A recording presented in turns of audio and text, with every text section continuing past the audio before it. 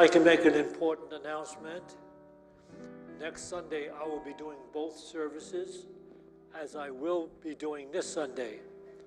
Since Tisha and Mike are on a vacation, short vacation. And next Sunday, I will be interviewing Andy Levesque, who's a man from the country of Ukraine who spent, just a couple of years ago, spent 2 years in Ukraine. I'm going to be interviewing him regarding the conditions, the people that he's still in contact with over there. And it should be a pretty interesting discussion that we'll have. And this morning, I'm going to be doing this service this morning. And those of you that are watching online, don't just turn it off, because I'm not as pretty as Santisha. So stay with it. Is there anybody here from another Unity? Anybody here for the first time? If you're here for the first time, raise your hand high. We've got a gift for you. Raise your hand up high. In the corner in the back. Okay. I see people are still coming in. This is the usual Boulder attitude. I know that a lot of people that are watching live stream, they're sitting there with a cup of coffee and donuts, watching this whole experience here. And if it gets any worse, we'll have to shut down the live stream to try to bring people in. At least get them here early enough so they can be part of the whole service. Anyway, thank you for showing up, and you are going to experience me at the second service.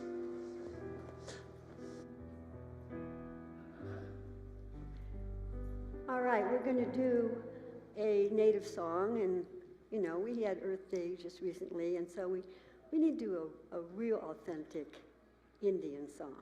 And I want you to stand, because you can't sit when you do this kind of a song. So please stand and just have fun.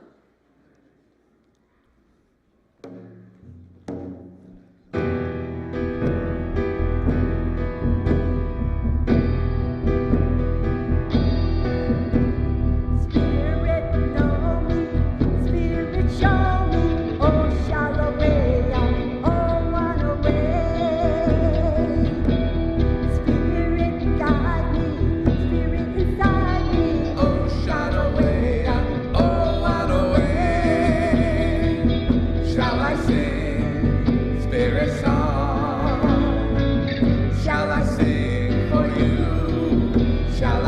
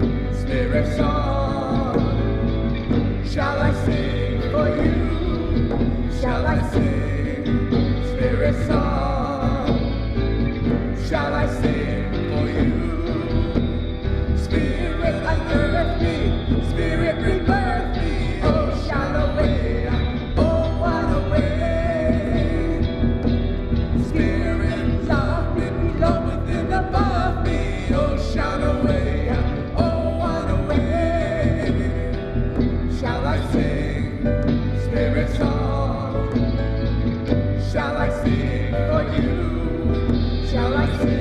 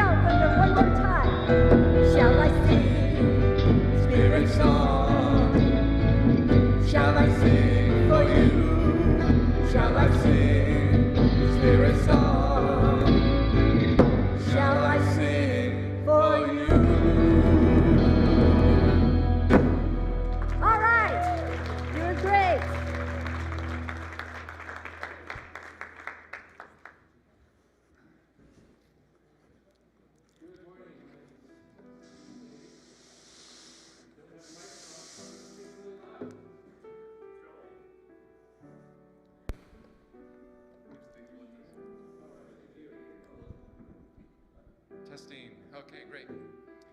So I'm covering for Mike, who's definitely on a well-deserved vacation. So coming up this month, we have a naturopathic experiential workshop with Charlie Cropley, ND.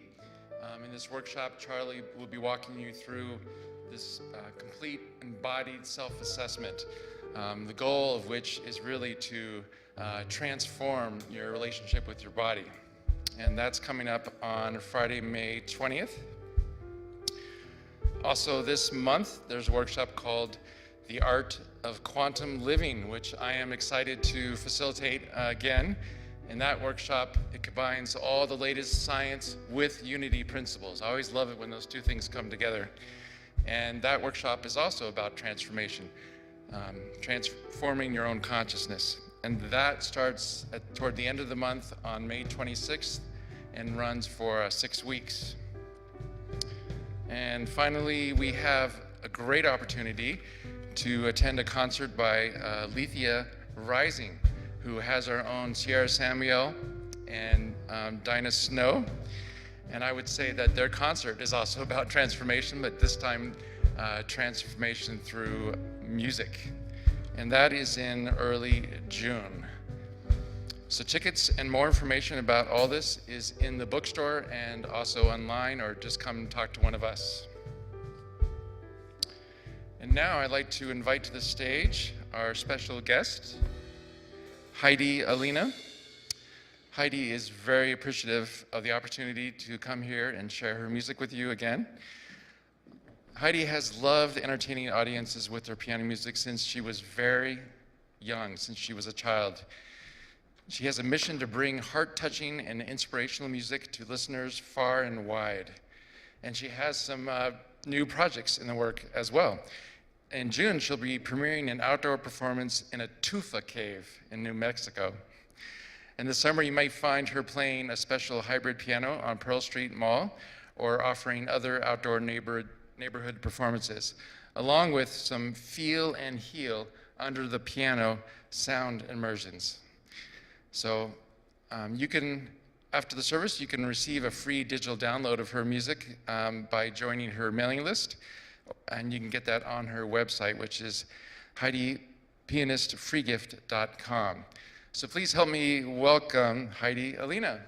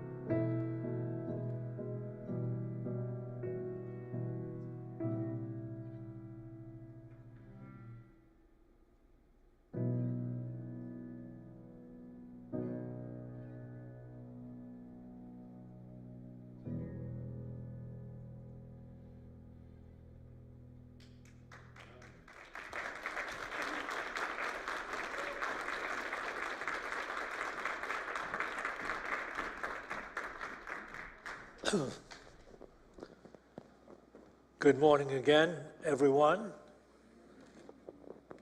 I'll make the announcement again. I will be doing both services next Sunday as well. Tish and Mike are on a short vacation, a very deserving vacation.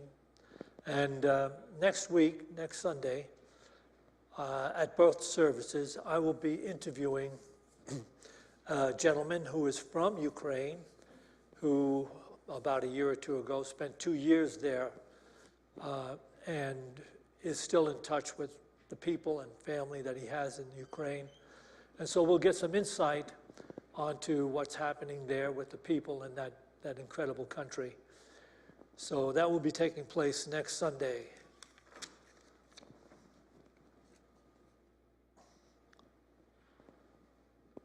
Most people have only a sparse inclination about what happens at the conclusion of their spiritual journey.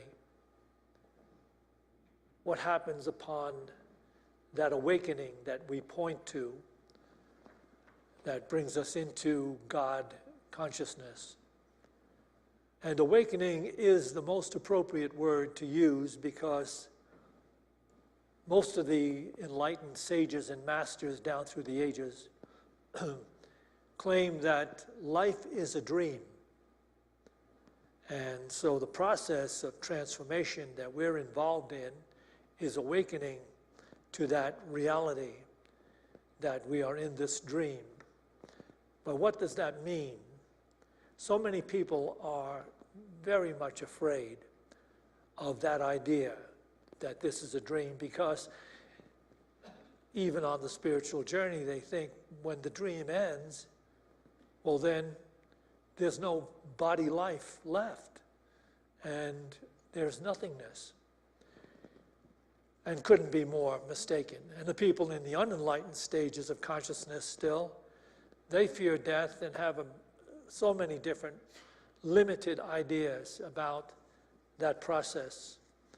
But again, it's all created by their fear. And the master sages down through the ages, along with the most authentic prophet of our time, Edgar Cayce, they say that this awakening is awakening to the here and now presence divine.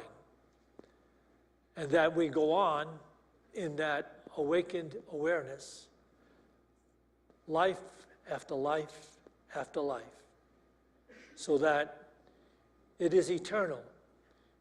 We awaken to the eternal reality and not the limited reality that's projected through the limited sense consciousness of the human mind. And that's what we're about doing here when we do the spiritual practice. We're awakening ourselves to the reality of this presence in every person, in every place, in every condition. People, are dreaming. All I believe and all I see, and I'm learning to flow in the eternal now. Life after life in the eternal now that goes on forever. In short, we are awakening to the knowing that I am being created. I am being dreamed.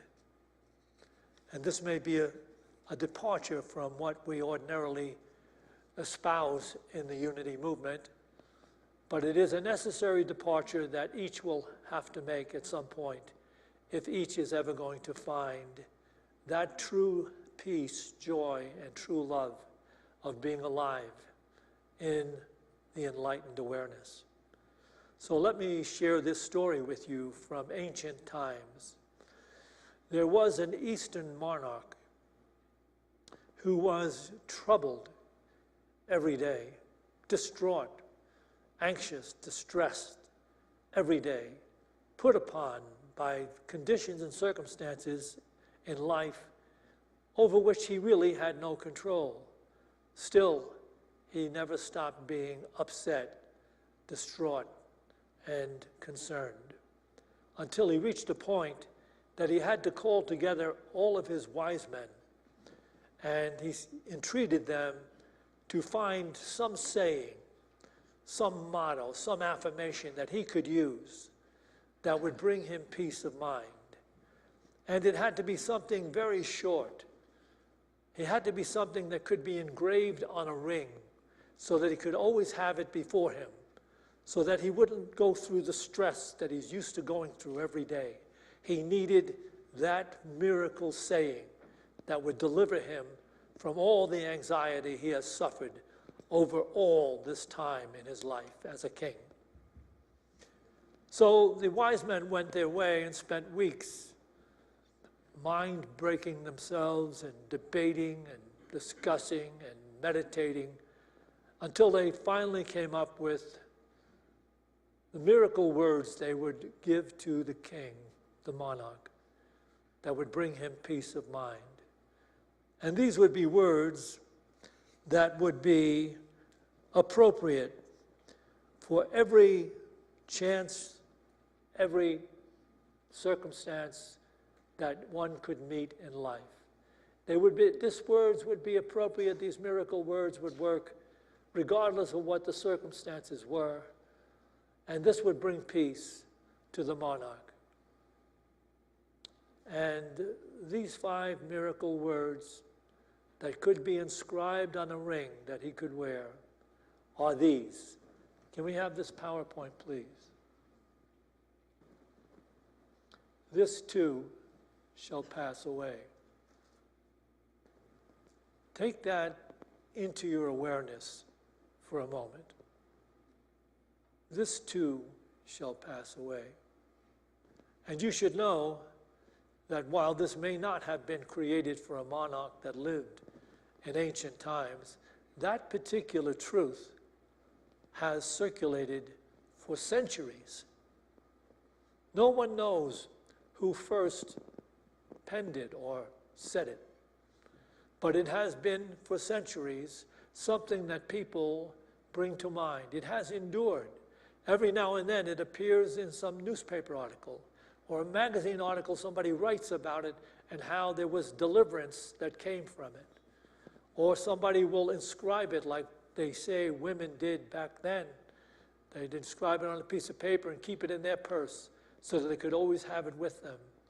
Back when there were pocket watches, men would have this engraved on the pocket watch that they had with them. That's how enduring this was. As a matter of fact, can we have this next PowerPoint? This is from a book titled Light from Many Lamps on page 76. When Lincoln was forced to endure the hatred of millions because of his steadfast loyalty to purpose and principles, when he was bitterly reviled and condemned for refusing to consider an unjust peace, he reminded himself that this too would pass away in time, and that with God's help, he would weather the storm. This was stated by Lincoln. This too will pass away. In another place in his life, when he was pacing in the White House and the reports of the Battle of Gettysburg were coming in, he paced back and forth under the weight of it, knowing that the country was held in the balance. This battle would determine the war. And so he went to his room, locked the door, and he prayed to God, God, I have done everything that I can possibly do. It is now in your hands. The outcome is in your hands and has always been in your hands. And as he realized that, the great weight and responsibility were lifted from him. This is what he told a friend that wrote it down, and it became part of the legacy of Abraham Lincoln, knowing that this too would pass away, but also that it was all in the hands of God. So for centuries now, this particular ideal, this too will pass away, has brought millions of people peace of mind and understanding. But how deep does that understanding go? Let me ask you right now, just out of curiosity, how many of you, just recognizing this now, have a certain peace, a little more peace than you came in here with? Raise your hand if you have. Boy, there's a lot of you. Okay, well, great. It's good to have you along in the process of knowing this truth. And it is something that we should really have recognized in our lives thus far, that angsting over things over which we have no control is the worst kind of useless suffering. You should remember that I bring to mind time and time again that we should be focused in the eternal now, learning how to live and operate in the now presence, and that we should leave that which is outside of our personal now experience to God. Because in the personal now experience, we deal only with that which meets us on our personal path. And that's something that we can deal with directly, being in the now presence of God, leaving everything else on the outside, the periphery, even the war in Ukraine. And lots of people today are talking to me or trying to get something from me when they regard this whole thing taking place in Shanghai, China. In Shanghai, China, they have shut everybody down. 25 million people have been put in quarantine for weeks. Now, the unenlightened people are really concerned about this, and they should be from that unenlightened state, because why would they destroy their economics by shutting down the biggest city, the biggest enterprising city in their country?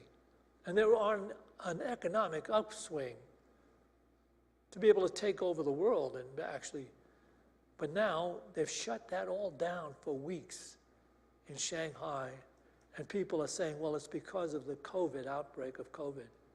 And the unenlightened people are now saying, yeah, how can that be that they're shutting down Shanghai, that they have robots going through the streets telling people to stay indoors, that they have people dressed in hazmat suits taking anyone that steps outside and shoving them back into their apartment. So the unenlightened people are really concerned. Is this just the ordinary COVID virus? Or has this latest variant become something a lot more concerning? But even to this, I will say, and you should say it with me, this too will pass away. And if you're overly angsting about the war in Ukraine, think about the war in Vietnam, that most of you were awake when it was taking place.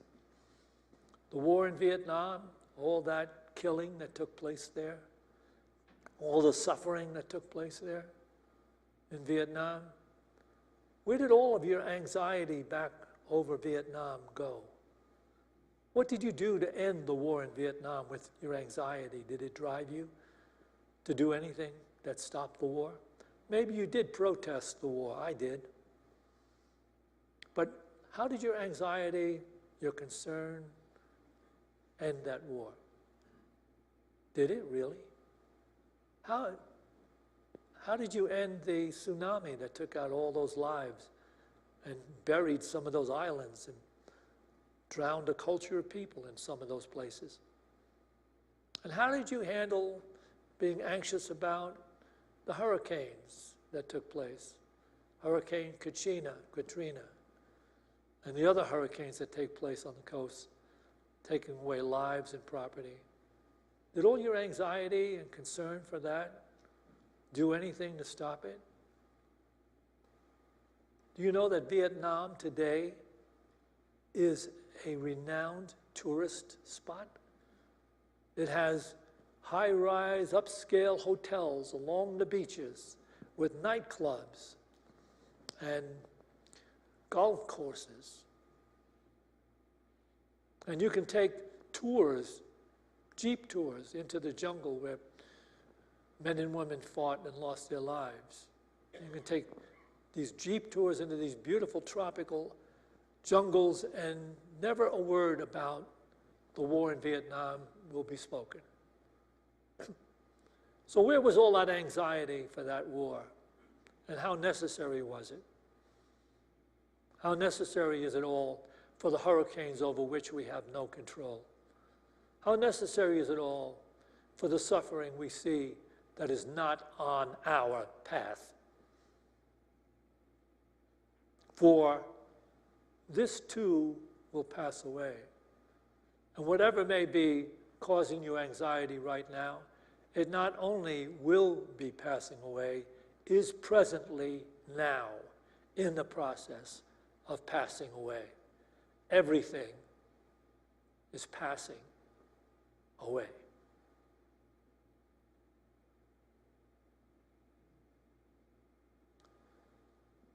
And so we have this poem that was written by Paul Hamilton Hayne. We should take it to heart because this poem became as popular as the saying itself. And we have this on the PowerPoint. This too shall pass away, by Paul Hamilton Hayne. Art thou in misery, brother? Then I pray, be comforted. Thy grief shall pass away. Art thou elated? Ah, be not too gay. Art thou in danger? Still let reason sway, and cling to hope. This too shall pass away. Tempted art thou, in all thine anguish lay one truth to heart. This too shall pass away. Do rays of loftier glory round thee play? King-like art thou. This too shall pass away. Whate'er thou art, where'er thy footsteps stray, heed these wide words. This too shall pass away.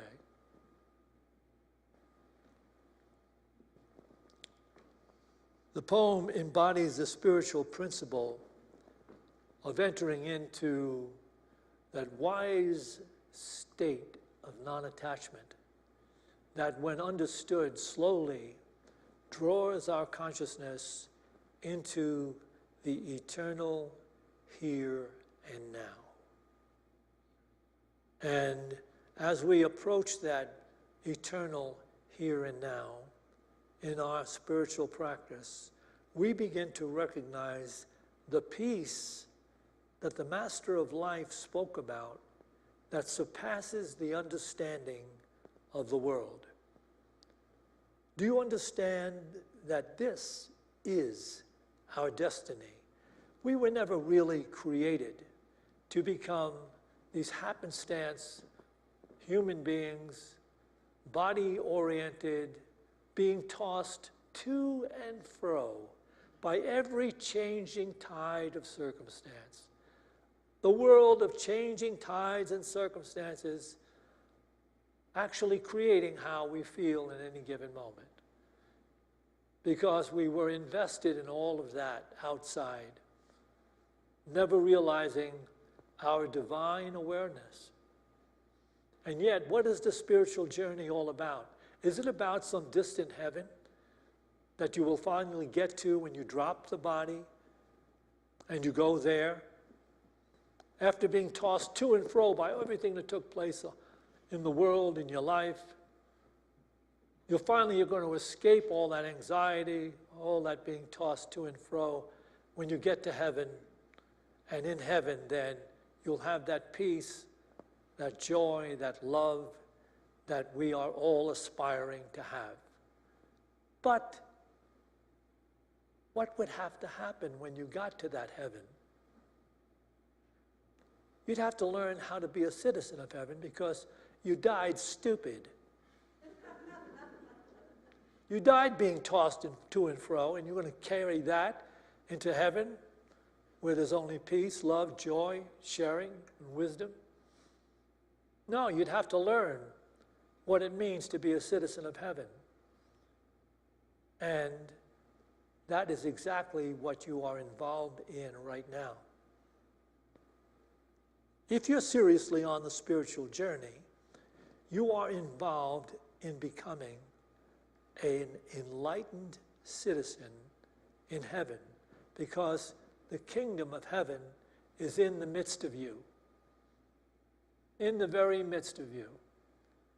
And if you're being tossed to and fro by every changing tide, circumstance, every confrontation, every limitation, every fear, every time you're not spoken well of, if that's all still taking place in your life, and if you still hate your job and hate your partner really underneath, trying to escape over and over again to something new and different in the world outside of you in order to find that peace, love, happiness that you're seeking, it will never come to you that way.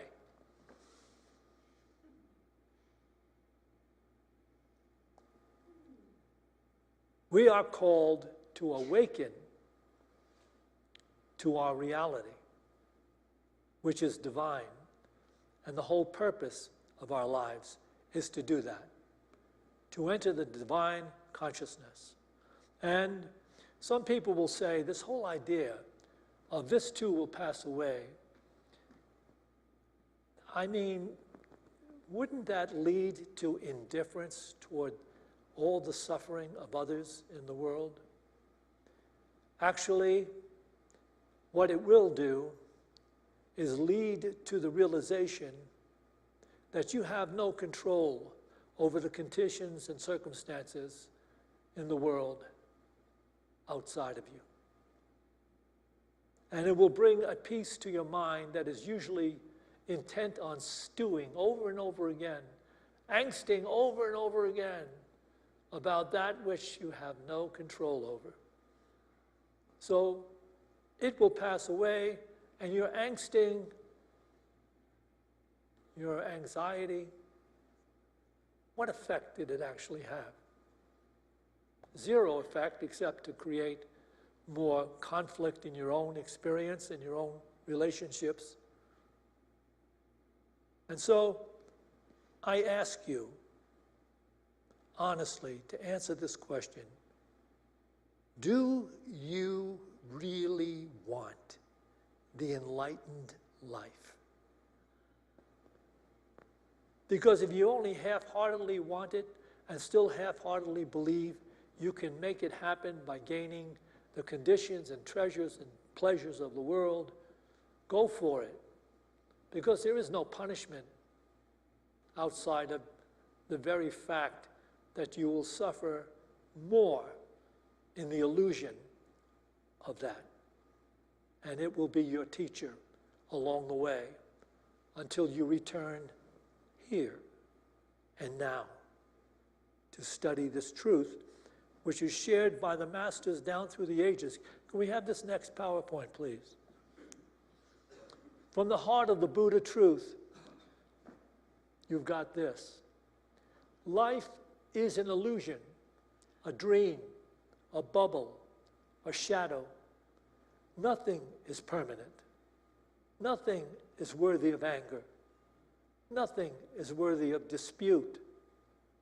Nothing.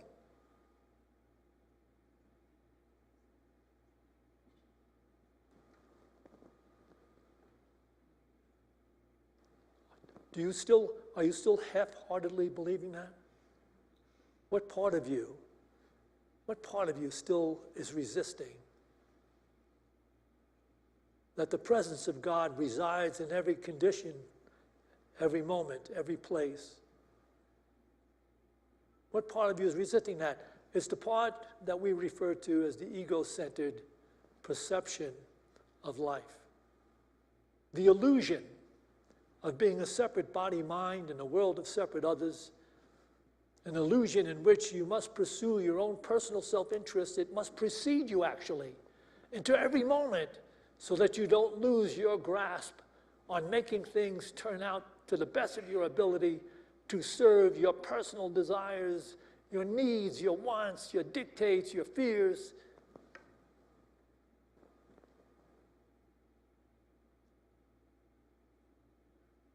Will you meditate out of that?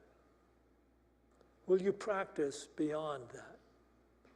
Will that half-hearted coming to church and listening finally give over to divine focused practice on knowing in every moment there is only God? Say, how does that work? In a short few minutes, you'll be involved in a meditation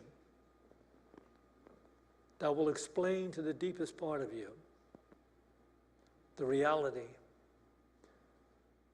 the true reality, that reality in which you can only find true love, true peace, true joy, true happiness, and have insight as to know how to live and not continually hang out with some hope that the world will come across and deliver to you that illusion that has defied everyone who has attempted it.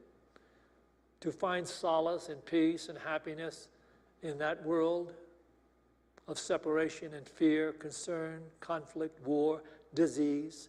Has there ever been a time that we didn't have war? Has there ever been a time that we didn't have conflict? Has there been a time that we haven't had disease? How is it possible that most of the people still in this Western culture are motivated by fear and not insight? The fact is they don't have insight because they never gave themselves to the practice of it. But life is a teacher. The plan goes on. You can embrace it or you can ignore it. There's no separate punishment for anybody who ignores it. The punishment is the fact that you're still unhappy. You still don't know how to live effectively, joyfully, beautifully. So here we are, which leads us into the idea that if we begin to give our attention seriously to the practice of the presence of God on those people and conditions that meet us on our path in life, and we release the rest of that suffering that the world is filled with, all of that concern, all of that war. We release that. Each day is brand new, and what is here for you to be one with is right now on your path, right now. But if you're adrift in your consciousness, in your mind, concerned and fear-driven and worried about all of that over which you have no control, that's your choice if you wish to be there. But you see, this whole idea of being focused on what is before you today to be present with brings you into the here and now enlightened state spoken about by the master Eckhart Tolle. Can we have this next PowerPoint, please? From his book, Stillness Speaks by Eckhart Tolle, this one moment now is the only thing you can never escape from, the one constant factor in your life.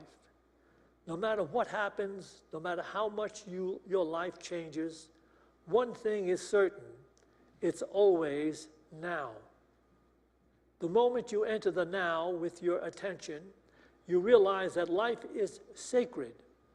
There is a sacredness to everything you perceive when you are present.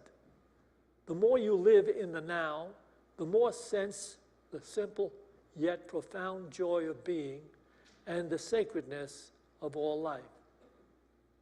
The more you live in the now, the more you sense the simple yet profound joy of being and the sacredness of all life. And the more you realize that life in the moment in which you are awake is sacred, do you then need a religious dogma to tell you how to be right with God?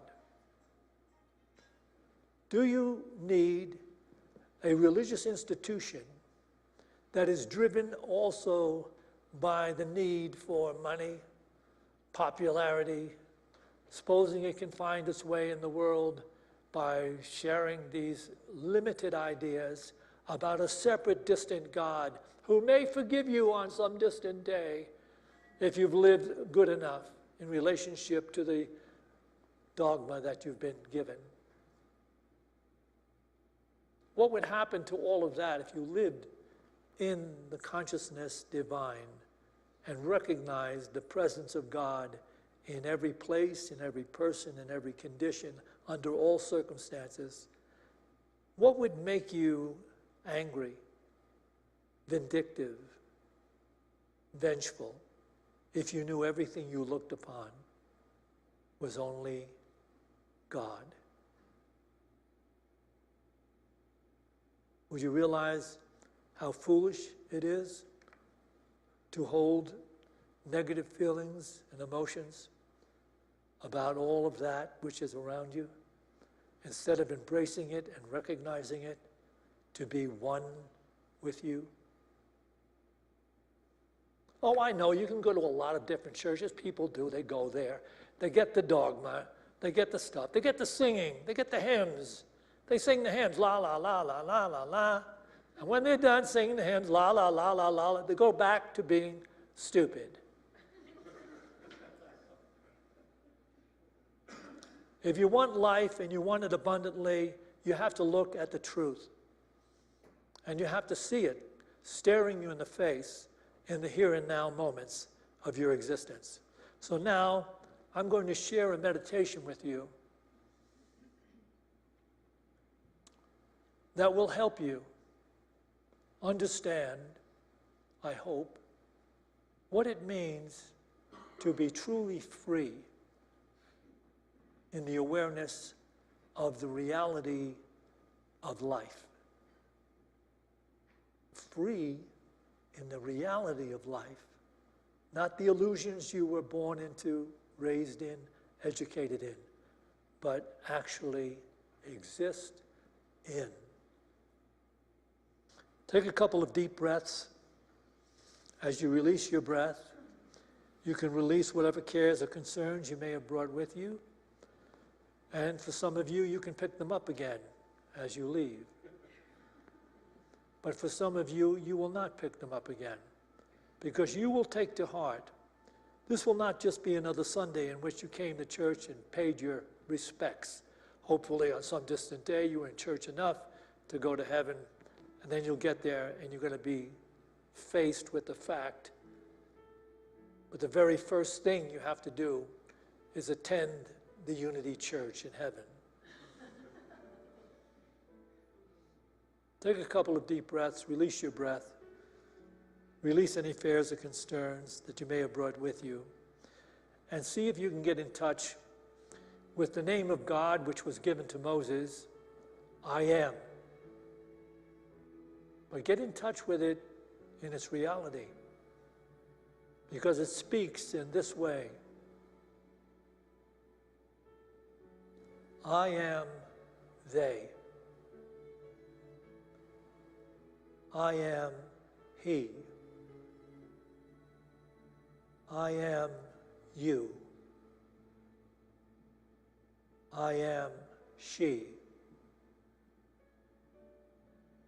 I am the mountains, the forests, the deserts, the oceans, and the sea. Regardless of what you think, there is only me. Be still and know that I am dreaming you.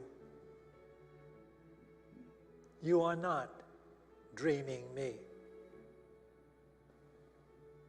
Be at peace and know that I am in charge of everything. You have a choice to dream with me, or you can imagine otherwise. For I am the only God.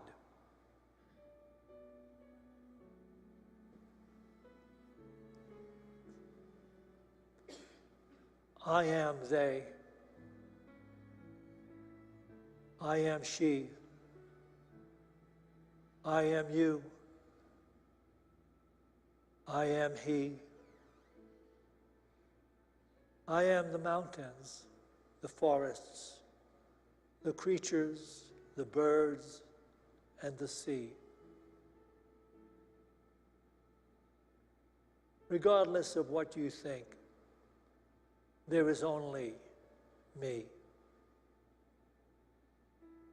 Be still and know that I am dreaming you.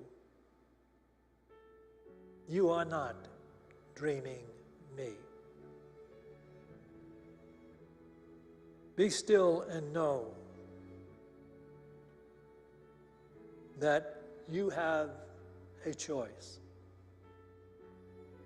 to dream with me or imagine otherwise. For I alone, I only am God.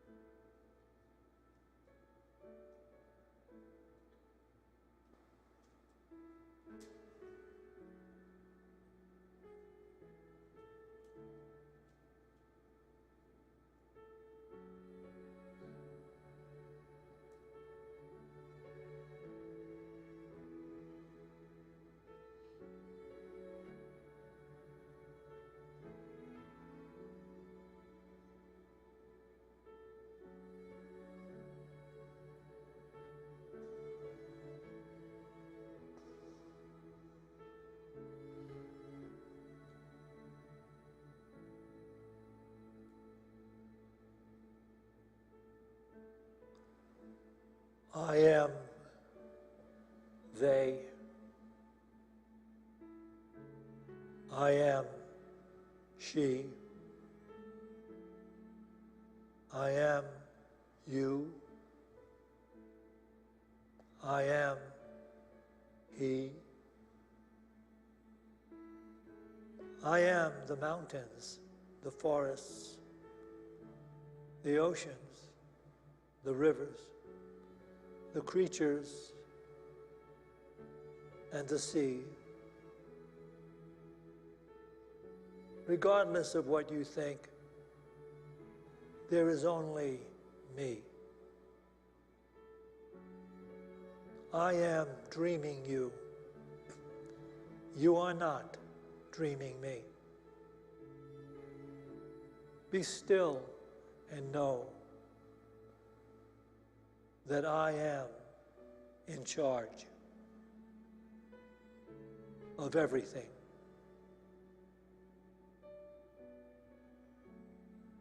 You have a choice to be enlightened and dream with me and flow in the now of being, or imagine otherwise and suffer your own insanity. Be still often daily and know that beside me there is no other. Be still and know that I only am God.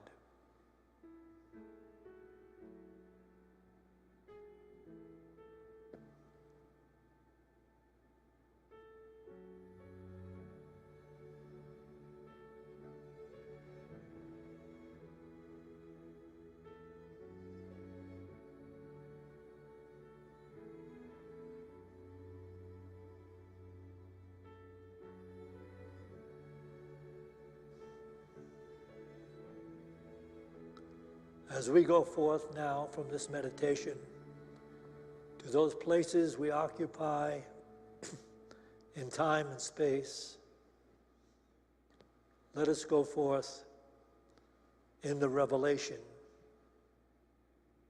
that there is only God. And to this we say, Amen.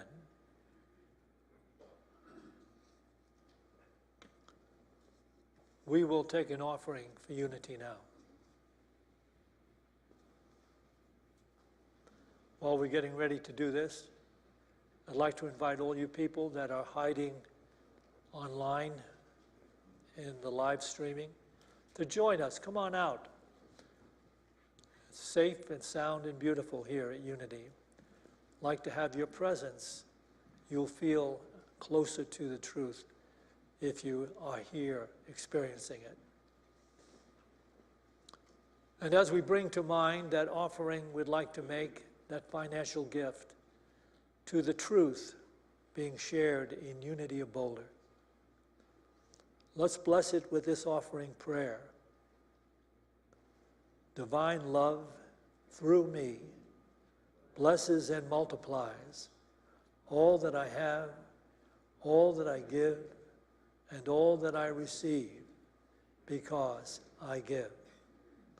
So it is. And we have Heidi to share her incredible music with us once again.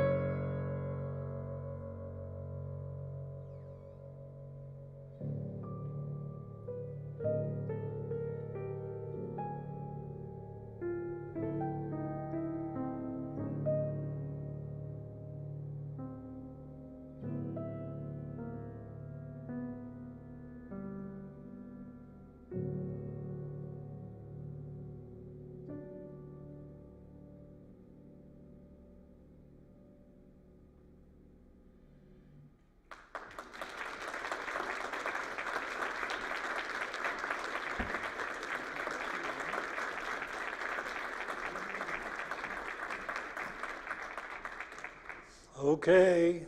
Do we have any prayer partners here today? Anyway, I'd just like to invite you, if you're facing a particular challenge, take what was said here this morning down into the meditation room, a beautiful meditation room. The energy down there is all about what has happened over years of praying and meditation in that beautiful room downstairs. And that was built particularly by the people that attended this particular spiritual center. When we built the church, it was theirs alone. And the artist, instead of having heaven up there, we had the earth, all the animals and birds and stuff that are all around you when you sit and meditate, that the beauty of this planet is incredible. Right. So check it out. It is a special place. Okay. Okay. I release And I let go.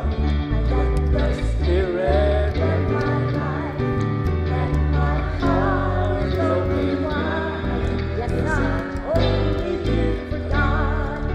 No more struggle, no more strife. With my Faith, I see the light. I am free in the Spirit. Yes, I'm only here for God. I release and I let go. I let the Spirit run my life, and my heart is open wide. Yes, I'm only here for God. No more struggle, no more strife. With my faith, I see the light. I am free in the Spirit.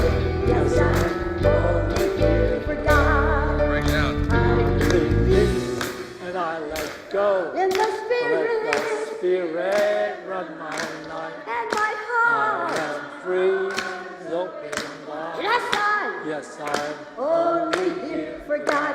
No more struggle, no more strife. With my strength, With my faith, I I see see the the light. I am free in the Spirit. Yes, I'm only here for God. Yes, I'm only here for God. Yes, I'm only here for God. Yeah. Come to Fellowship Hall. We will go into Fellowship Hall and we will meet you there. We have great refreshments in Fellowship Hall. Why don't you stop in and join us? Fantastic. All right.